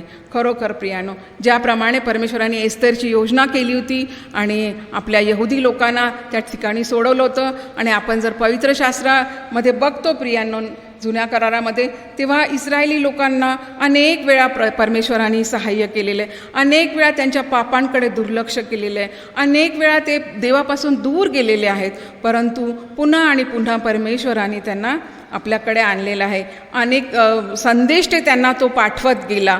यहोशुआ, इर्मया असे अनेक संदेश ते त्यांनी पाठवले आणि लोकांची मनं वळवण्याचा प्रयत्न केला, लोकांना समजवण्याचा प्रयत्न केला आणि देवाकडे पुन्हा. आणि जेव्हा परमेश्वराने बघितलं की किती जरी केलं, किती संदेश ते गेले, किती जणांना मी तयार करून पाठवलं, परंतु हे लोक पुन्हा आणि पुन्हा त्याच जुन्या वृत्तीकडे वळत आहेत, त्याच जुन्या स्वभावामध्ये जात आहेत. आणि म्हणून परमेश्वराने काय केलं माझ्या प्रियांनो, की त्यांनी आपल्याला योहान 3:16 सांगतं की देवाने जगावर एवढी मोठी प्रीती केली की त्याने आपला एकुलता एक पुत्र दिला, यासाठी की जो कोणी त्याचवर विश्वास ठेवेल त्याचा नाश होऊ नये, तर त्याला सार्वकालिक जीवन प्राप्त व्हावं. होय प्रियांनो, देवाने आपला एकुलता एक पुत्र दिला, आणि तो कशासाठी दिला? कारण की लोक पापापासून वळत नव्हते. जे नियमशास्त्र होते ते लोकांना कदाचित पाळण्यासाठी खूप कठीण वाटत होते, कारण त्या नियमशास्त्राप्रमाणे ते खूप कडक नियम होते त्याच्यामध्ये. आणि ते जे नियमशास्त्रामधून त्यांना त्यांची सुटका करण्यासाठी आणि त्यांच्यासाठी मार्ग सोपा करण्यासाठी किती मोठी आणि महान योजना परमेश्वराने केली, आणि त्याचा एकुलता एक पुत्र दिला, आणि ज्याने आपल्यासाठी सार्वकालिक जीवनाचा मार्ग किती सोप्या रीतीने मोकळा करून दिला. प्रियांनो, अट इतकीच आहे, कंडिशन इतकीच आहे की आपण त्याच्यावरती विश्वास ठेवायचा आहे. प्रभू येशू ख्रिस्ताला आपला उद्धारक म्हणून स्वीकारायचा आहे. आणि प्रियांनो, खरोखर देवाने आपल्यावरती एवढं मोठं प्रेम केलेलं आहे की त्यांनी आपल्या पुत्राच्या द्वारे तुमच्या आणि माझ्यासाठी एक उद्धाराचा मार्ग मोकळा केला, आणि त्याची योजना आपल्या जीवनासाठी त्यांनी करून प्रियांनो आपल्यासाठी सार्वकालिक जीवनाचा मार्ग मोकळा केलेला आपण पाहतो. त्याचप्रमाणे प्रियांनो, रोमकरास पत्र ह्याच्यामध्ये 12वा अध्याय आणि 21वा वचन आपल्याला सांगतं प्रियांनो की वाईटाने जिंकला जाऊ नकोस, तर बऱ्याने वाईटाला जिंक. हो ना, कारण आपल्याला काय करायचं की वाईटाला बऱ्याने जिंकायचं आहे, चांगल्यानेच जिंकायचं आहे. आपल्याला वाईटाबरोबर वाईट व्हायचं नाही आहे, आणि हेच परमेश्वराने आपल्याला शिकवलं. आणि त्याचप्रमाणे येशू ख्रिस्तानी हाच शांतीचा, प्रेमाचा, प्रीतीचा जो संदेश आहे तो संपूर्ण जगाला दिलेला आहे. आणि आपण बघतो प्रियांनो की कित्येक स्त्रियांनी पण हाच परमेश्वराचा संदेश पूर्ण जगाला दिलेला आहे. आपण त्यामध्ये सगळ्यात मुख्यत्वे जर नाव घेतलं तर आपण बघतो की मदर टेरेसा, पंडिता रमाबाई ह्यांच्याबद्दल तर अनेक उदाहरणं आहेत, आणि आपल्या सगळ्यांना ती माहीत आहेत. आपण अनेक वेळा ती ऐकलेली आहेत. आणि खरोखर मी त्यांना अशा कुंभाराच्या जागी बघते माझ्या प्रियांनो, की कुंभार कसा एका मातीच्या गोळ्याला आकार देतो आणि त्याच्यापासून सुंदर सुंदर भांडे, पात्र बनवतो. अगदी त्याचप्रमाणे त्यांनी अनाथ, गोर, गरीब, विधवा स्त्रियांसाठी कार्य केलेलं आहे. ज्यांना कोणीही समाजामध्ये जवळ करणार नाही अशा लोकांना त्यांनी कवटाळलेलं आहे आणि त्यांची सेवा केलेली आहे. आणि एक खूप मोठा प्रीतीचा संदेश, प्रेमाचा संदेश त्यांनी या संपूर्ण जगाला आणि मानवतेला दिलेला आहे. आणि खरोखर प्रियांनो, आपण त्याच्यासाठी परमेश्वराची स्तुती करतो की आज हा संदेश जो आहे तो देण्याच्यासाठी स्त्रियांची देखील परमेश्वराने खूप मोठ्या प्रमाणात निवड केली.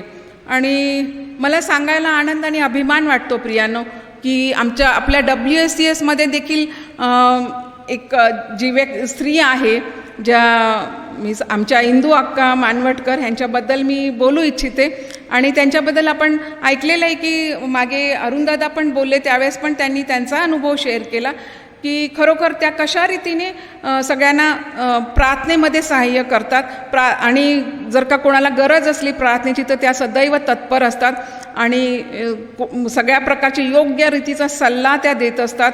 आणि मी स्वतः एकदा बघितलेलं आहे माझ्या प्रियानो की एक रिक्षावाल्याचं कुटुंब होतं, मागे कुठेतरी झोपडपट्टीमध्ये राहत होते आणि त्या दारू पिऊन त्यांनी काहीतरी त्या नवरा बायकोमध्ये भांडण झालं आणि त्याच्यामध्ये त्यांनी त्याच्या बायकोला जाळलं प्रियानो, पेटवलं होतं आणि त्यांना एक लहानसं 2 महिन्याचं बाळ होतं आणि ती बायको जी आहे ती सिरियस झाली, तिला हॉस्पिटलमध्ये ॲडमिट केलेलं होतं. ती अगदी म्हणजे तिच्याबद्दल डॉक्टरांनी सांगितलंच होतं की ही 1 किंवा 2 दिवस त्याच्यापेक्षा जास्त नाही जगणार. आणि जो मनुष्य होता त्याला पोलिसांनी पकडून नेलं आणि ते बाळ बिचारं ते असंच तिथे होतं. आणि एक त्यांच्याच हिंदू परिचयातलीच एक मुलगी जी त्यांच्याकडे यायची प्रार्थनेमध्ये वगैरे, तिने ते बाळाला उचललं आणि ती ते घेऊन मानवटकर अक्काच्या घरी ती घेऊन आली आणि हे मी प्रत्यक्ष बघितलेलं आहे. आणि ती तिथे घेऊन आली आणि सांगितलं की आता ह्याचं कसं करायचं, ह्याचे आई वडील दोघंही नाही आहेत, आई सिरियस आहे आणि वडिलांनाही पोलिस. आणि मग त्यावेळेस मी बघितलं होतं की इंदू अक्कांनी तुरंत ताबडतोब काही सामान मागवलं, दुधाची बॉटल आणि त्याच्यासाठी काही छोटे छोटे कपडे, आवश्यक ते सामान मागवून घेतलं होतं आणि त्या लेकराची काळजी घेतली होती. आणि नंतर पुढे चालून मग ते ॲडॉप्शनसाठी कोणीतरी चांगल्या घरातल्या गरजू लोकांनी त्या बाळाला घेतलं होतं आणि अशा रीतीने पाहिलं आपण की कशा रीतीने त्यांनी ती मदत केलेली आहे. आणि खरंच ही एक अत्यंत अभिमानाची गोष्ट आहे की आजही हा जो प्रीतीचा आणि प्रेमाचा संदेश आहे तो आपल्याद्वारे, आपल्या महिलांच्याहीद्वारे दिला जातो प्रियांनो. आणि खरोखर गलतीकरास पत्र याचं 5वा अध्याय आणि 22व्या वचनात जी आत्म्याची फळं सांगितलेली आहेत प्रियांनो, ती आपल्या जीवनामध्ये कशा रीतीने कार्य करतात आणि असायला हवीत. आनंद, सहनशीलता, करुणा, ममता, प्रेम, हे जी सगळे आत्म्याची फळं जी आहेत प्रियांनो, ती आपल्या जीवनाद्वारे आपण इतरांना देखील त्याद्वारे प्रेरित करू शकतो. आणि खरोखर प्रियांनो, आपण परमेश्वराचे आभार मानूया की त्यांनी या वचनाच्या द्वारे आपल्याला सांगितलेलं आहे की कशा रीतीने परमेश्वर कुठल्याही कार्यासाठी कोणाची योजना करत असतो आणि त्या योजनेद्वारे कुठे ना कुठे एक उद्धाराचा मार्ग तयार होत असतो. आपण परमेश्वराचे आभार मानूया आणि या वचनाद्वारे त्यांनी जे मार्गदर्शन आपल्याला दिलेलं आहे माझ्या प्रियांनो, खरोखर त्याप्रमाणे चालण्याचा आपण प्रयत्न करूया. आणि महिला मंडळाच्या वतीने, आमच्या WSCSच्या वतीने मी आपल्या मंडळीला सांगू इच्छिते की स्वतःची काळजी घ्या, स्वतःच्या कुटुंबियांची काळजी घ्या आणि सुरक्षित राहा. जीवन हे बहुमूल्य आहे, त्या जीवनाचा आनंद घ्या आणि सगळेजण सांभाळून राहा. धन्यवाद. या सुंदर वचनाबद्दल मी मिसेस लिंदा मस्के यांचे खूप खूप आभार मानते. आता मी सूचना देण्यासाठी पाडेक साहेबांना समोर बोलविते. यावेळेस मी प्रथम WSS यांना शुभेच्छा देऊ इच्छितो की त्यांनी सुंदरसा हा WSS संडे साजरा केला. मेथडिस्ट कॅलेंडरच्या नुसार जे आम्ही ठरवलं आहे की जो रविवार असतो, 2nd रविवार ऑक्टोबर महिन्यातला, तो WSS संडे असतो. पण त्या आम्ही ऑक्टोबर महिन्यात न करता तो आम्ही नोव्हेंबरमध्ये केला, 2ऱ्या आठवड्यामध्ये. आणि तसंच मी WSS प्रेसिडेंट जे वक्ता होते आजचे मस्के आंटी ह्यांचा आणि जितक्यांनी पण या भक्तीमध्ये सहभागिता घेतली त्या सर्वांचा मनापूर्वक धन्यवाद देऊ इच्छितो. पूर्ण मंडळीतील WSSला सहभाग करायचं होतं, पण कोविड-19मुळे मी काही रेस्ट्रिक्शन्स दिले होते की ते रेस्ट्रिक्शन्समध्ये मोजके लोक येईल आणि म्हणून जास्ती लोकांना न बोलवता थोडक्या लोकांमध्येच आम्ही ही भक्ती पूर्ण केली. खरंच आजच्या या वचनाबद्दल मी मनापूर्वक धन्यवाद देऊ इच्छितो संपूर्ण WSSला की एक सुंदरशी भक्ती त्यांनी चालवली. एक नवीन अनुभव त्यांना होता की कसं ऑनलाईन सर्व्हिस होते आणि तसं सुंदरसं वचनसुद्धा आम्हाला प्राप्त झालं. आणि खरंच एक ह्या वचनामध्ये खूप ग्रहण गोष्टी आम्हाला समजल्या माझ्या प्रियांनो की आमचा कॉन्फिडन्स कसा पाहिजे. आणि त्यामध्ये खूप सुंदर थीम आंटीने सांगितली की वाईटावरती चांगल्याचा विजय आहे ना. आणि आज आम्ही वाईट होतो, आमचं जीवन वाईट होतो, पण त्या ख्रिस्ताने आम्हासाठी त्या क्रुसावरती स्वतःला बलिदान देऊन आमच्या जीवनात जो विजय दिला आहे तो त्याच्या बलिदानामुळे दिला आहे. आणि म्हणून आमचं वाईटभरत जीवन प्रभूंनी जेव्हा आशीर्वादित केलं आहे तर आम्हालासुद्धा त्या एस्तर राणीसारखं प्रभूसाठी उभं राहायचं आहे, आपल्या लोकांसाठी उभं राहायचं आहे आणि त्यांच्या जीवनात, आपल्या जीवनात किंवा सर्वांच्या जीवनात जितकेही चांगलं कार्य करता येईल तेवढं चांगलं कार्य करत राहायचं आहे. परिस्थिती महत्त्वाची नाही आहे माझ्या प्रियांनो. आणि आंटींनी खूप सुंदर रीतीने सांगितलं, परिस्थिती बदलत नसली तर तो आपली मनस्थिती बदलतो. आणि खरंच काहीतरी आज विचार करण्याची गोष्ट आहे ह्या थीमच्याद्वारे की अगर परिस्थिती बदलत नाही तर आपली मनस्थिती आपल्याला बदलायची आहे. आणि खूप सुंदरसं वचन त्यांनी दिलं माझ्या प्रियांनो. मदर टेरेसा, रमाबाई पंडित आणि मानवकर आंटी यांच्याविषयीसुद्धा एक सुंदरसं उदाहरण त्यांनी दिलं आहे.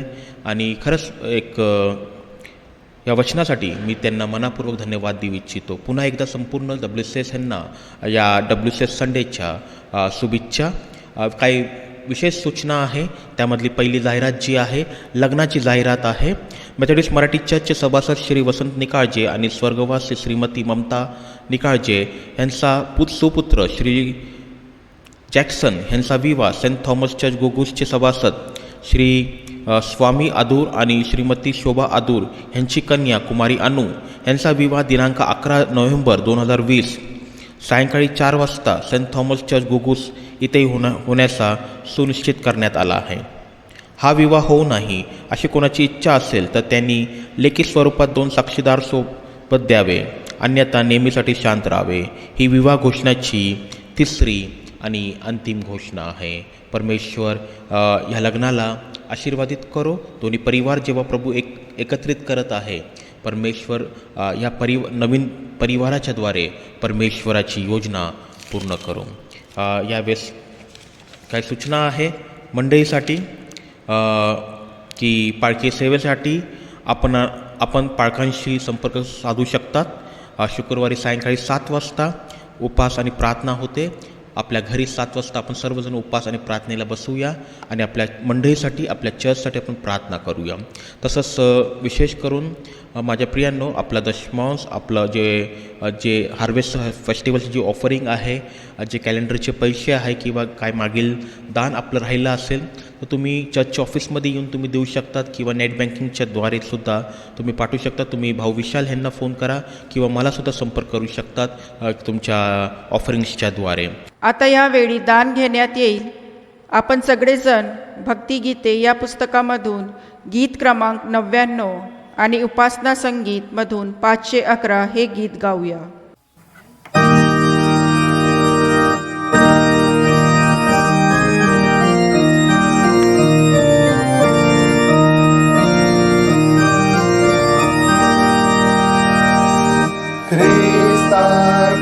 ख्रिस्तार्पणमस्तु अवघे ख्रिस्तार्पणमस्तु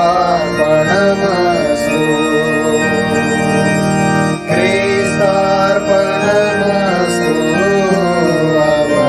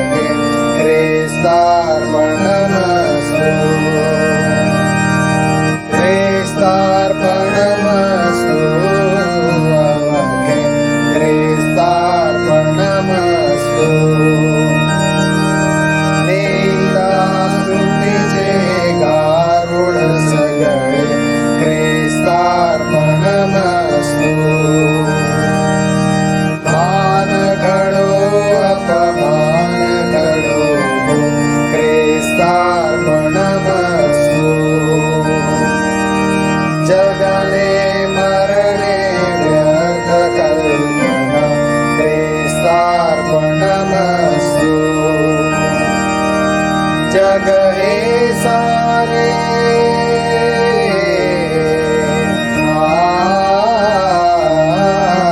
आवते ख्रिस्तार्पणमस्तु ख्रिस्तार्पणमस्तु आवते ख्रिस्तार्पणमस्तु यावेळी दानावरची प्रार्थना होईल व ज्यांना उपकारस्तुतीची प्रार्थना करायची आहे ते आपल्या जागेवर उभे राहतील आणि पाडक साहेब आपल्यासाठी प्रार्थना करतील आणि नंतर आशीर्वाद देतील. यावेळेस प्रार्थना करण्यात येईल. मी सर्व जितके भाऊ बहीण ज्यांचे वाढदिवस झाले, लग्नाचा वाढदिवस झाला आहे, त्यांना विनंती करतो की ते आपल्या स्थानी उभं राहील. आपण प्रार्थना करूया. आपल्याकडे ज्या भेटी आहे त्या भेटी आपण सर्वांनी आपल्या हातात घ्या. त्या ऑफरिंगवरती आता प्रार्थना करण्यात येईल. आपण प्रार्थना करू. पवित्र प्रभू परमेश्वरा, उद्धार करता, यावेळेस आम्ही तुला धन्यवाद देतो. तुझी स्तुती, तुझी प्रशंसा करतो, तुला गौरवितो माझ्या पवित्र परमेश्वरा, की खरंच माझ्या पवित्र परमेश्वरा एक वाईटावरती आम्ही आमचं चांगुलपणामुळे कसं विजय प्राप्त करू शकतो परमेश्वरा. ह्या वचनाबद्दल आम्ही तुला धन्यवाद देतो माझ्या पवित्र परमेश्वरा. एस्तेरच्या जीवनामध्ये परमेश्वर आम्ही पाहतो गरिबी होती, दारिद्र्य होती, पण प्रभू तू दाखवून दिलं परमेश्वर की अगर आमचा विश्वास असला, आमच्यामध्ये कॉन्फिडन्स असलं तर प्रभू तू आम्हाला उंचस्थळी ठेवून आमच्या जीवनाच्याद्वारे अद्भुत गौरव करू इच्छितो. हो प्रभू, धन्यवाद देतो आजच्या या वचनासाठी परमेश्वरा, जे ख्रिस्ताने आमच्या जीवनासाठी केलं परमेश्वरा. खरंच प्रभू ते आगापी प्रेम आम्हाला दिसून येतं त्या क्रूसाच्या कल्वरीवरती. आणि प्रभू आमच्या वाईटभऱ्या जीवनामध्ये त्यांनी परमेश्वरा त्याला न पाहता त्यांनी आम्हाला एक अनंत जीवन दिलं माझ्या परमेश्वरा. सुंदरशा या ग्रहण योजनेबद्दल आम्ही धन्यवाद देतो. प्रार्थना करतो माझ्या पवित्र परमेश्वरा, तुझे आराधक ज्यांनी प्रभू आपल्या घरात जी भेट घेतली आहे परमेश्वरा, त्यांच्या भेटीवर प्रभू तुझा विपुलास आशीर्वाद पाठव परमेश्वरा. ज्यांनी हार्वेस्टमध्ये आपली कापणी केली आहे परमेश्वरा आणि तुझ्या भवनामध्ये परमेश्वर त्यांनी पेरणी केली आहे परमेश्वरा. आम्ही तीच प्रार्थना करतो परमेश्वर की त्यांचं देणं प्रभू तू आशीर्वादित कर परमेश्वर. त्यांना 100 पटीने प्रतिफळ दे. ज्यांचे लग्नाचे वाढदिवस झाले आहे, ज्यांना प्रभू तू आरोग्य दिलं आहे, ज्यांचे वाढदिवस झाले आहे, ते सर्वांबरोबर तू राहा. सर्वांच्या जखमा तू भर. सर्वांना नवीन वर्ष जेव्हा प्रवेश केला आहे प्रभू, त्यांना तू तुझ्या आरोग्यास, तुझ्या महिमेसाठी, तुझ्या गौरवासाठी उपयोगी करून घे माझ्या परमेश्वरा. प्रभू पुन्हा एकदा धन्यवाद देतो सर्व गोष्टींसाठी माझ्या पवित्र परमेश्वरा. हा आठवडा प्रभू तू आम्हासाठी सर्वांसाठी आशीर्वादित केला, आम्ही विश्वास करतो परमेश्वरा. ही लहानशी प्रार्थना येशू ख्रिस्ताचे गोड व प्रिय नावाने मागतो म्हणून तू ऐक. आमेन. आमेन. परमेश्वर पिताचं प्रेम, प्रभू येशू ख्रिस्ताची कृपा आणि पवित्र आत्म्याची सहभागिता, विशेष करून मेथडिस्ट मराठी चर्चच्या वधूबरोबर सर्व WCS सदस्य ज्यांनी ही भक्ती चालवण्यात सहायता मदत केली, ज्यांनी वचन दिलं, मस्के आंटी यांच्याबरोबर, त्यांच्या परिवारांबरोबर, आणि जितकेही WCSचे महिला आहे जे आपल्या घरी आहे, त्या सर्व मातांबरोबर, बहिणींबरोबर आणि सर्व जे यूट्यूबमध्ये पाहत आहे ते सर्वांबरोबर आजपासून ते प्रभू येशू ख्रिस्ताच्या दुसऱ्या आगमनापर्यंत प्रभूची शांती सदैव राहू. आमेन. आमेन. मंगला हे प्रेमला स्तवने अर्पितो तुला, तव पदी दयासरा आम्हाला विश्वांबरा. जाताना घरी दे मना शांती आमुच्या दया घना. जिने सरो हे चिंतनी देह झिजो हासेवनी, अर्पितो तुला दयानिधे. स्तोत्रे गायने आनंदे. मंगला हे प्रेमला स्तवने अर्पितो तुला. आमेन. God bless you all. Thank you very much.